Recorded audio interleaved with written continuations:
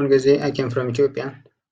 I'm a MSc student in Agricultural Water Management Engineering. Today I will present my assignment for the course of Hydroeconomy and Management Information. My presentation title is Economics of Depth Irrigation. First, I will try to introduce about water. Why is water? Water is a strategic resource for social, economic, and environmental suitability of different countries, particularly for water-scarce countries where more than 40% of the global population lives. It's becoming scarce both in quantity and quality, not only in prone, arid and semi-arid zones, but also in regions where rainfall is abundant. That means water became scarce from day to day because of one reason. The first and the main reason is uh, population growth. When we see the number of population in the world, it drastically increases from day to day. Because of that, limited resource water is become scarce. Agriculture represents the major water user worldwide, and general perception that agricultural water is often wasteful and has less value than other uses. Second, I will try to brief what's depth irrigation. Depth irrigation is a strategy which allows a crop to sustain some degree of water depth to reduce irrigation costs and increase revenues. The scientist English defines depth irrigation as the deliberate and systematic irrigation of crops, and develop an analytical framework to estimate the profit maximizing level of water use. Depth irrigation is the application of irrigation below the full crop evapotranspiration and to improve efficiency and maximize profit through reduction in capital and operating costs. A reduction in irrigation costs were greater than the reduction in revenue due to reduced yield. When we talk about depth irrigation, we should reduce the amount of water supplied to crop. During this time, reduction in costs in terms of water should be greater than the reduction of the yield, which we lose by decreasing the amount of water supplied to the crop. The acceptance of certain yield reduction is mandatory in depth irrigation concept, and crops are subjected to under irrigation during the entire biological cycle. On the other hand, depth irrigation is an irrigation strategy to maximize yield with minimum rate of water application.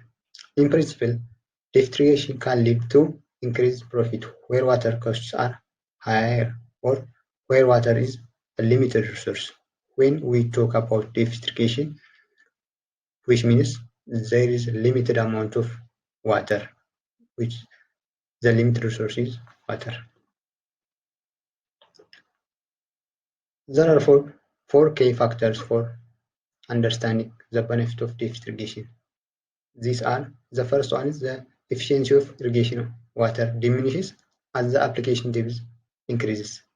When we see the application of water, when we increase the application depth of irrigation, or when increase the amount of water supplied to the crop, the loss also increases. As the amount of water increases, different losses like runoff loss, percolation loss increases.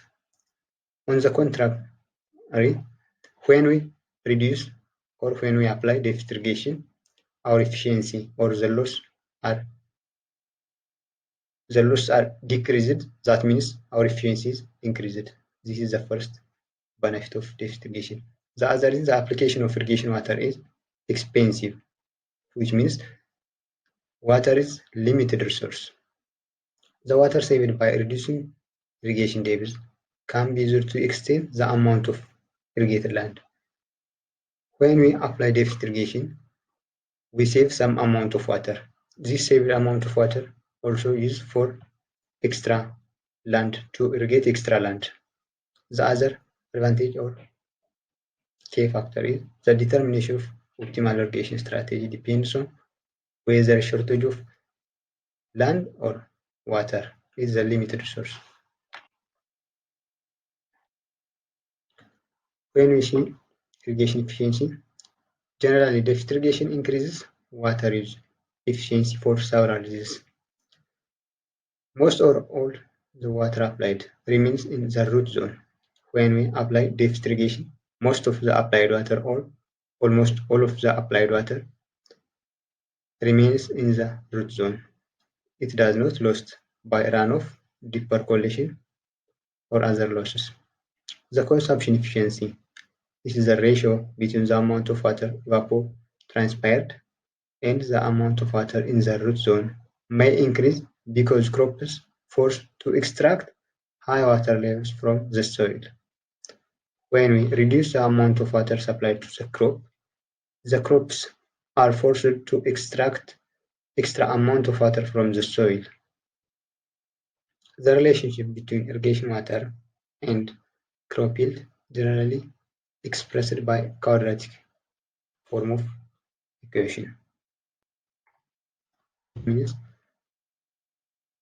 applied water yield is equal to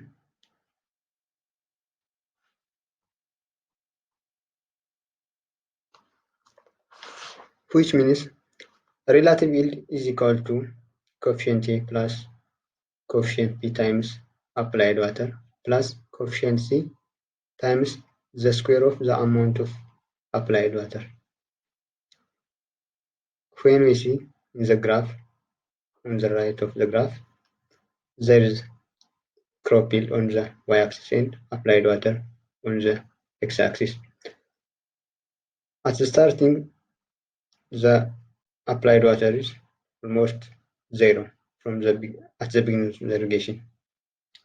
Then, when increase the applied of water following the crop period or crop growth stage, yield also increase until some levels and reach maximum at some levels.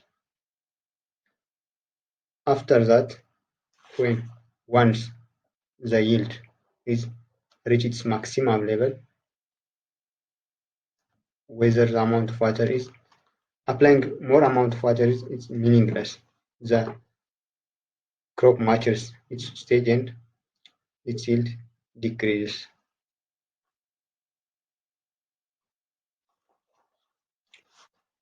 Crop biomass production is proportional to transpiration, but field studies that include substantial deficits have found that the water production function relationship for marketable yield has a negative intercept, which means quantity of water evapotranspired is consumed before the first unit of marketable yield produced, as shown in the above figure. This is expected since soil evaporation occurs during germination and early growth stage, and some transpiration is required to create a plant capable of producing marketable yield. For grain crops, this minimum evapotranspiration typically 20 to 50% of potential evapotranspiration.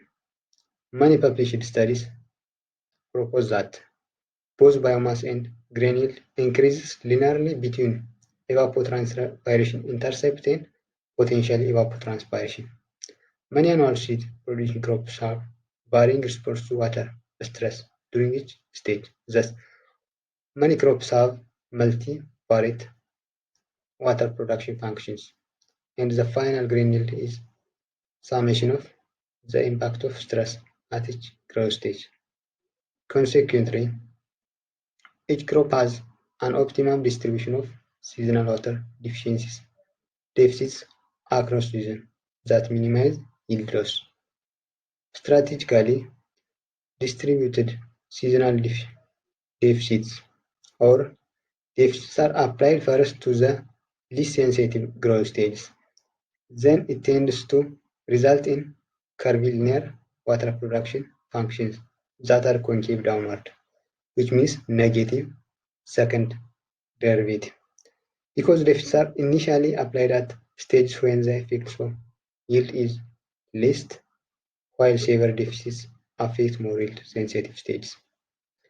Several studies with strategic water deficits have measured concave water production function. That means the graph is parabolic upward. It opens upward at the beginning. It's minimum at the initial, then it increases up to some level. After it reaches its maximum level, it also decreases, and the graph becomes a downward parabolic, as shown in the above graph. Univalent crop water production function is that represent strategic within season distribution of available water to the crop. Based on past studies and these assumptions, normalized quadratic water production function model is proposed. The independent variable relative evapotranspiration, which is as the ratio of evapotranspiration divided by potential evapotranspiration, represented by X. That's the relative evapotranspiration is represented by X, which means it's the applied water, either by irrigation or rainfall. In this case, it's irrigation. The dependent variable is the relative yield, which is represented by YR. It's the ratio of actual yield divided by potential yield. That is, it's also in the form of a quadratic function a plus bx plus cx square, where a, b, and c are function coefficients. The endpoints of the normalized water production function are zero yield at the relative evapotranspiration intercept, that's at x0, and maximum relative yield yr is equal to 1 at the maximum relative evapotranspiration, which x is 1. That's applied water is equal to 1. That's full application. The quadratic relationship allows for both linear C is equal to 0 and curvilinear water production functions. If the relationship is curvilinear, it will generally be concave, that is C less than 0, which means negative coefficient. C is negative, such that the rate of yield loss increases as evapotranspiration decreases. The magnitude of the quadratic coefficient C defines the degree of curvilinearity in the water production function. As explained before, the graph opens downward, which means the intercept or the coefficient of applied water, that is C, the coefficient C is negative. Applied water and yield is the content part. Gross income is equal to crop yield multiplied by market price. Income, that gross income, is equal to crop yield multiplied by market price. It's the relationship of irrigation, water use, and gross income will have some general shape as the applied water curve, like in figure 1. Revenue from applied irrigation water is equal to price of crop times yield. Cost and opportunity cost of water. The straight line in figure 2 represent cost function relating total production costs to applied water, which means the straight line, this line, indicates cost function relating total production cost to applied water. When we see equation 3, this is total production cost. A and B are coefficients. C is equal to, that is the total production cost, is equal to A plus BW. W is the applied water. The cost function has three important features. As seen in the graph, it has three features. The first one is its lower limit, the intercept, with the vertical axis which associated with fixed costs. The first one is lower limit and it's intercept with the vertical axis which associated with fixed costs, capital cost, tax, insurance, and other fixed costs of irrigation, as well as fixed costs of tillage, planting, chemical use, and harvesting. The second part shows the slope, which represents the first is its lower limit. This is the lower limit. The second part is the slope, the line itself.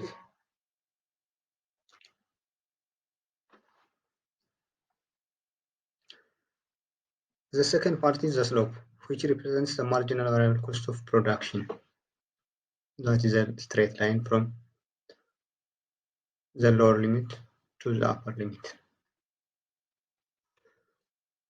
This, the second part, includes the variable cost of irrigation such as water cost, pumping cost, labor, maintenance, and other costs based on yield variation with water use.